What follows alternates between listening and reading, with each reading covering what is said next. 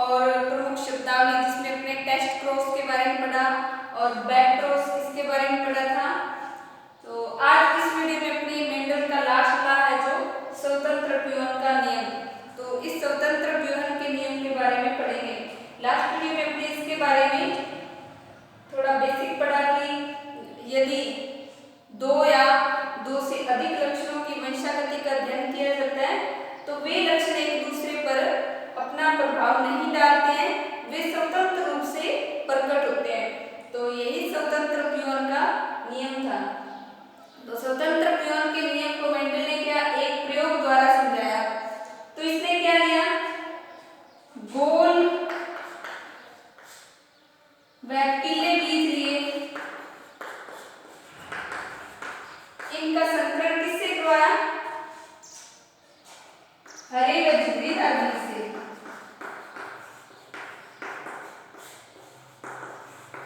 जब मेंडल ने गोल और पीले बीज, कैपिटल आर का मतलब राउंड यानी गोल बीज और कैपिटल वाई का मतलब पीले बीज, यहाँ पे स्मॉल वाई है इसका मतलब है झुर्रीदार बीज, स्मॉल आर का मतलब झुर्रीदार बीज और स्मॉल वाई का मतलब हरे बीज।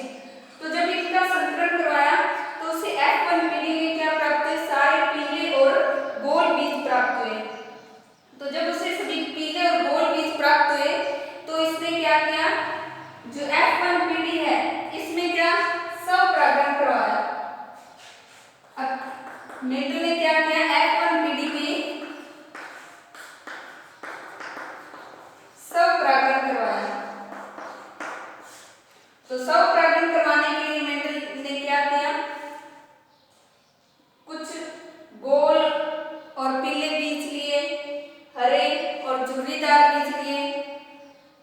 तो इन बीजों का जब मेंडल ने स्वपरागण करवाया तो उन्हें लक्षण प्रारूप और जीन प्रारूप अनुपात जो प्राप्त होता है उसे अपने आप ही चेकर बोर्ड द्वारा समझेंगे कि किस प्रकार से संकरण करवाया गया और लक्षण प्रारूप और जीन प्रारूप इसका अनुपात क्या निकलता है, उसके बारे में अपने पढ़ेंगे।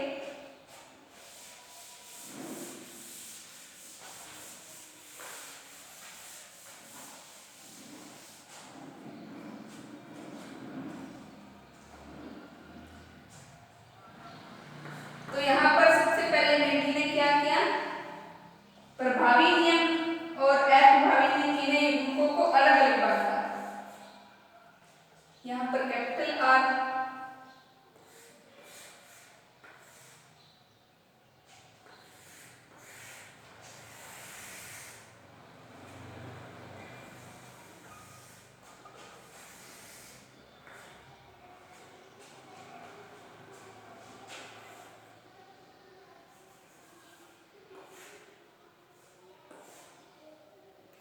कैपिटल वाई और स्मॉल आर। फिर एक लक्षण कौन सा लिया मेंडल ने, स्मॉल वाई कैपिटल आर और दूसरा स्मॉल वाई और स्मॉल आर। इस तरह मेंडल ने एक तरफ जीन लिए, कुछ इन जीनों को क्या मेंडल ने माना, नर जीन।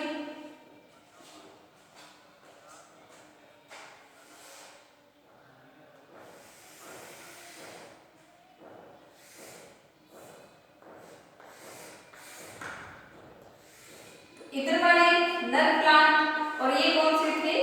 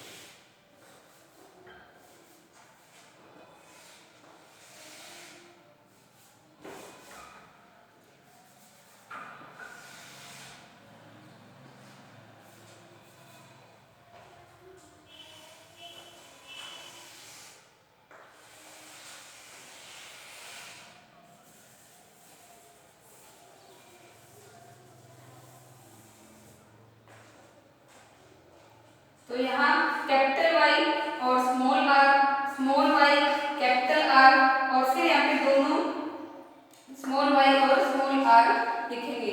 ये हो गए नर प्लांट और एक तरफ मादा प्लांट। तो नर प्लांट को इस साइन से दिखाते हैं और मादा प्लांट है उन्हें इस तरह से।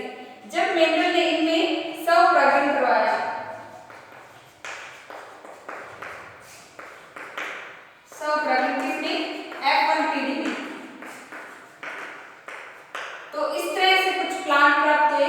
जैसे जब इनका क्रॉस करवाते हैं, संकरण कराते हैं, तो कैपिटल वाई और कैपिटल आर। यहाँ पर प्रभावी कौन से हैं, जो कैपिटल वर्ड है वो प्रभावी है और दूसरे स्मॉल वाले अप्रभावी है। तो यहाँ पर दोनों ही प्रभावी लक्षण है।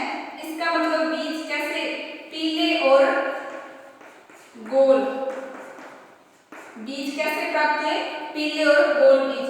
दूसरा कैपिटल वाई फिर कैपिटल आर और स्मॉल आर, मतलब यहाँ पर पीले और गोल बीज, क्योंकि यहाँ पर आर कैपिटल है, ये प्रभावी लक्षण है। इसके बाद में कैपिटल वाई और फिर इसके साथ में स्मॉल वाई, कैपिटल आर और कैपिटल आर। तो ये कैसे, ये पीले, क्योंकि यहाँ पीला प्रभावी लक्षण है और ये दोनों राउंडेड यानी गोल बीज है। फिर कैपिटल वाई और स्मॉल वाई, कैपिटल आर और स्मॉल आर, ये भी पीले और गोल बीज प्राप्त हुए। इसके बाद में फिर कैपिटल वाई और कैपिटल वाई है, यानी बीज कैसे पीले, और यहाँ पर कैपिटल आर है और इधर स्मॉल आर है।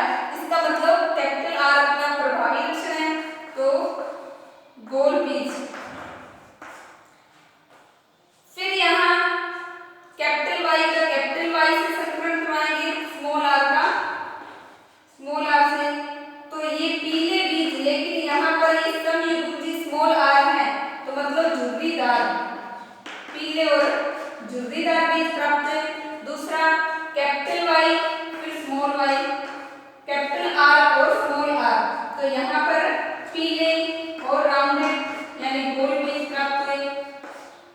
फिर यहाँ कैपिटल वाई और स्मॉल वाई और यहाँ दोनों स्मॉल आर हैं, इसका मतलब पीले बीज और झुर्रीदार बीज प्राप्त हुए।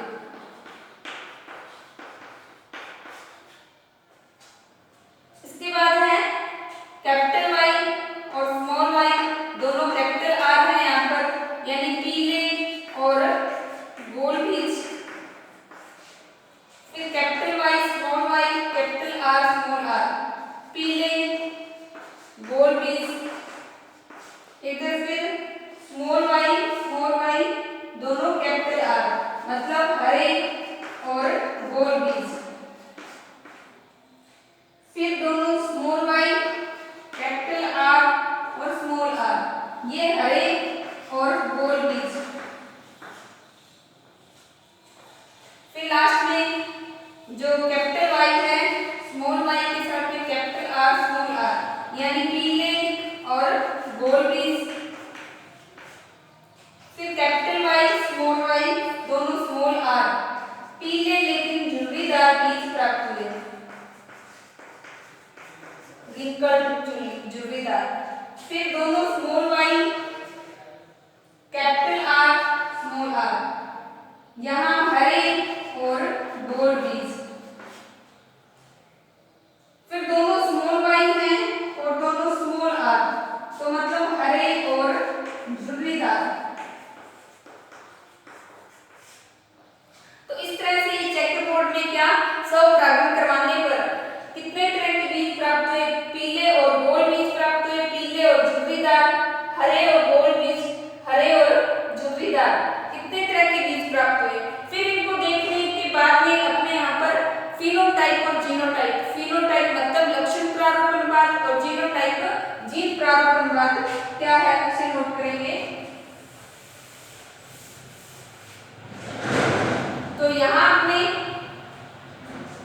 सबसे पहले देखेंगे लक्षण प्रारूपणवाद।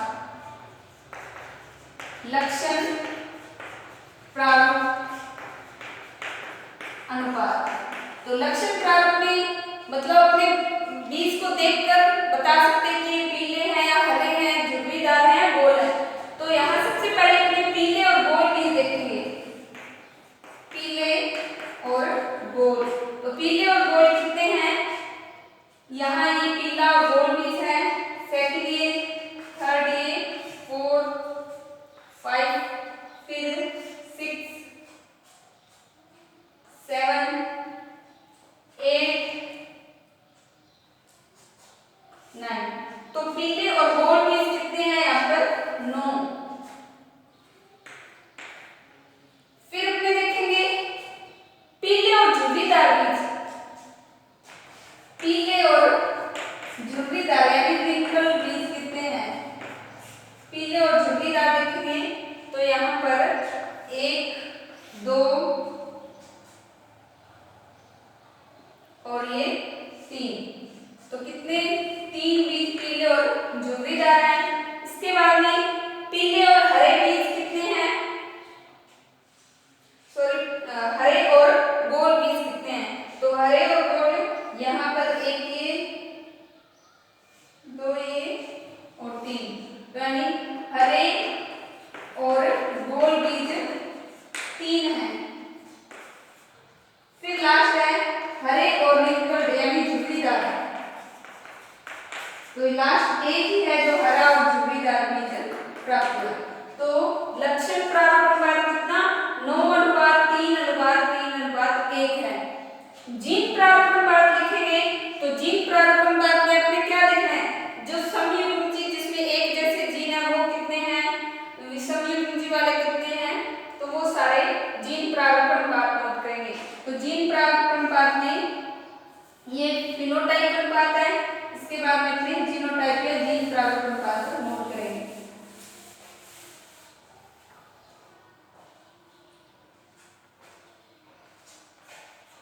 तो जीन प्रारूप अनुपात एक जैसे अपने को देखने हैं, यानी समयुग्म जी पीले और समयुग्म जी गोल कितने हैं, एक ये है इसके जैसा और इसके अलावा यहाँ पर कोई नहीं है। तो यानी समयुग्म जी जो वाई ये कितने हैं, एक है। फिर दोनों कैपिटल वाई और एक स्मॉल आर और एक कैपिटल आर वाले कितने हैं, दोनों कैपिटल वाई और एक कैपिटल आर और दूसरा स्मॉल आर। तो यहाँ ये भी एक ही बीज है।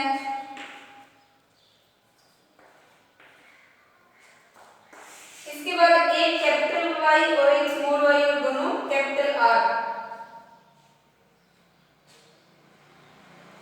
तो एक कैपिटल वाई है और एक स्मॉल वाई और दोनों कैपिटल आर वाले, सॉरी ये यहाँ पर पीले और गोल एक ही है, तो यहाँ ये 2 है इसका अनुपात और यहाँ एक ये इसके जैसा और एक इसके जैसा ये बीज है। तो यानी ये भी कितने, 2 प्रकार के, कौन से, capital Y small Y capital R small R, ये भी कितने हैं, 2 हैं। इसके बाद में एक कैपिटल वाई एक स्मॉल वाई कैपिटल आर और स्मॉल आर। तो एक ये है इसमें, ये 2 और एक 3 और ये एक है 4। तो ऐसे कितने बीज, 4 प्राप्त हुए, ये वाले 1 2 3 4। तो यहाँ capital Y small Y capital R और स्मॉल आर कितने, इसके बीच 4 प्राप्त हुए। अब इसके बाद में दोनों कैपिटल वाई हो और दोनों स्मॉल आर, दोनों कैपिटल वाई और दोनों स्मॉल आर। तो ये कितने बीज हैं, इसमें एक ये बीज है कैपिटल दोनों वाई और स्मॉल आर। तो इसमें एक बीज इस तरह का प्राप्त हुआ जीनोटाइप में। फिर इसके बाद में एक कैपिटल वाई और एक स्मॉल वाई और दोनों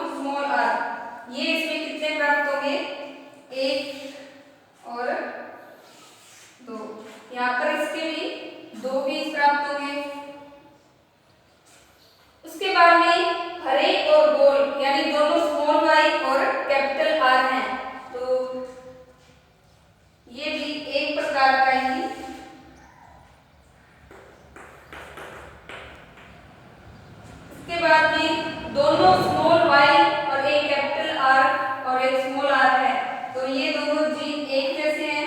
ये कितने दो प्रकार के, यानी दो अनुपात इसका मिलेगा। और लास्ट स्मॉल y और स्मॉल r यानी हरे और झुर्रीदार वाला एक अनुपात। तो जीन प्रारूप अनुपात में अनुपात क्या लिखेंगे? 1:2, अनुपात 2, अनुपात 4, अनुपात 1, अनुपात 2, अनुपात 1, अनुपात 2, अनुपात 1 में सारे बीज प्राप्त होते हैं। तो ये स्वतंत्र प्यून का नियम था। स्वतंत्र प्यून के नियम में जो लक्षण है वो एक दूसरे पर अपना प्रभाव नहीं डालते, क्योंकि ये स्वतंत्र रूप से अपना व्यवहार प्रदर्शित करते हैं, किसी दूसरे लक्षण को प्रभावित नहीं करते। एक से अधिक लक्षणों की वंशागति का इसमें अध्ययन किया जाता है।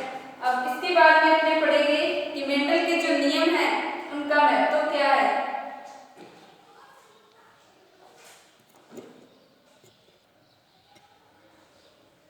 अब इसके बाद में मेंडल के नियम के महत्व क्या क्या है। तो मेंडल के जो नियम है उनका आनुवंशिकी के क्षेत्र में विभिन्न प्रकार के प्रयोग किए जाते हैं। जैसे इसका फर्स्ट है उन्नत किस्में तैयार करने में, उन्नत किस्में प्राप्त करने में। सेकंड क्या कि इसके द्वारा रोग प्रतिरोधक क्षमता,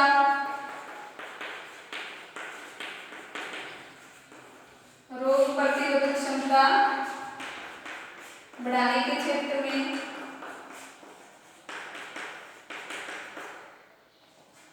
संकरित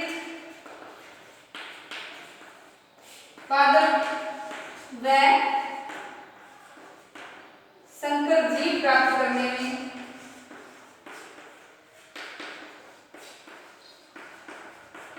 प्रभावी व अप्रभावी लक्षणों के अध्ययन में,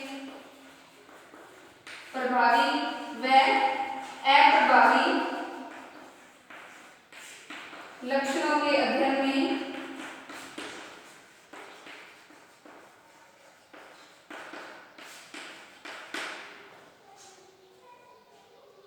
इसके अलावा जो मेंडल की वंशागति के नियम है इसका उपयोग सूजननीति के क्षेत्र में किया जाता है। और मेंडल के जो नियम है उसमें क्या जो जीवों में विभिन्न प्रकार के लक्षण होते हैं उन लक्षणों में जो आनुवंशिक सुधार है उसे करने में किया जाता है। तो इस तरह से मेंडल के और भी अन्य क्षेत्रों में उपयोग चिकित्सा के क्षेत्र में किया जाता है, विज्ञान के क्षेत्र में उन संकरित बीज प्राप्त करने में, संकरित किस्में विभिन्न तैयार करने में, जीव हैं उनके क्लोन प्राप्त करने में। तो ये मेंडल के नियमों का विभिन्न क्षेत्रों में उपयोग किया जाता है। तो आज इस वीडियो में हमने ये लेसन कंप्लीट किया, जो मेंडल के नियम थे उन्हें पढ़ा। तो इसे आपने अपनी नोटबुक में नोट करना है और रिवाइज करना है।